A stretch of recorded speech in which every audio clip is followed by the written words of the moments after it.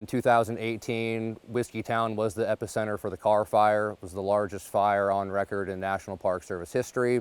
Burned approximately 97% of the park down to some degree. Fire's aftermath, when we have no vegetation and we have severe weather events, all that water just runs down the hill and it takes all of the loose, dry soil with it.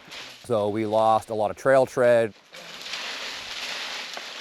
We are at Whiskeytown National Recreation Area, specifically the Brandy Creek Falls Trail. Today we are clearing out fallen trees and doing repairs after a big storm. This is a burn scar area, so every time there's a huge storm, a bunch of trees fall over and stuff gets washed into the trail, and we're just clearing that out today. The hardest part of this project right now is clearing this drainage out. There's a lot of debris in there, and the footing's not the best. So I have to approach this thing pretty darn carefully and slowly. I have to be patient with it.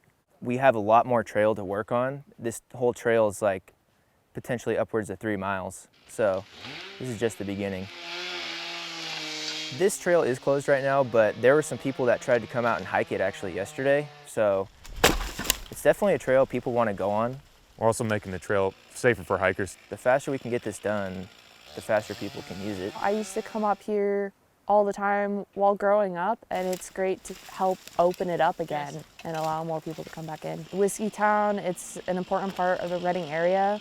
Lots of outdoor activities to do here, and helping open it up again for the community to use is really great motivation.